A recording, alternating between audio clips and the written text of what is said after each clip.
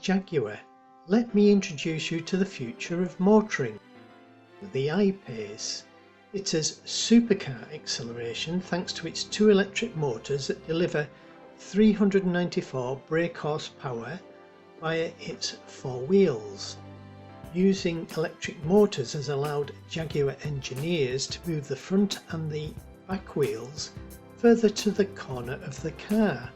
This wheel position gives the I-Pace more stability, and in doing so Jaguar have increased the space for passengers.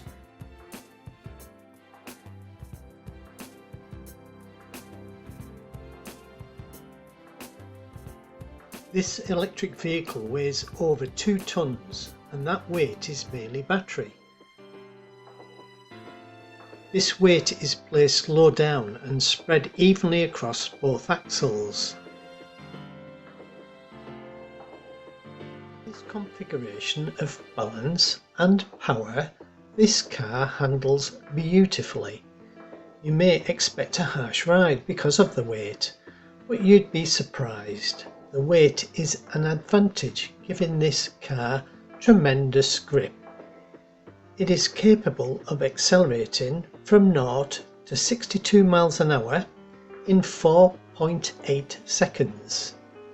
So what does this acceleration feel like? If you are sat down, you'll be feeling gravity pushing you into the seat. Now imagine your chair has been pivoted, so your back is on the floor and your weight is now supported by your back. What you are experiencing is a feeling of accelerating from 0 to 62 in 3 seconds. That is the theoretical acceleration of gravity, not taking into account air resistance. If, for example, you jumped out of a plane, it takes you 4 seconds to travel a distance of 40 meters to reach 62 miles an hour. Because the aerodynamic shape of your body is slowing you down. Remember, the I-Pace accelerates from 0 to 62 in 4.8 seconds and has a top speed of 124 miles an hour. Impressed? You should be. But raw speed and acceleration is not its only party trick. The I-Pace is surprisingly good off-road, thanks to Jaguar's connection with Land Rover. Their engineers collaborated with the Jaguar project. With air suspension being an option, you can increase the ride height to cope with deep ruts in muddy lanes, and there's no exhaust pipes or obstructions under the car to snag. I-Pace has a weight depth of 500mm, that's 19.5 inches. And it has a similar traction control system for going down slippery slopes as its half-brother, the Land Rover Discovery Sport.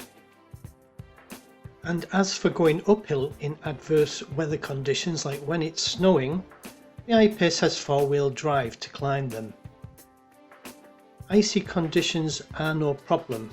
The I-Pace has been tested in the Arctic to -40. And we already know that floods of 500mm are no barrier to this car. But what is it like to own an I-Pace in the real world? I'm going to find out. I have no fast charging system at home, but a standard electrical socket will charge the I-Pace. And I'm going to answer some questions I have on the braking system. It has different settings for regenerating electricity that is fed into the battery, but what does this effect have on the driving experience, and how does this affect other drivers?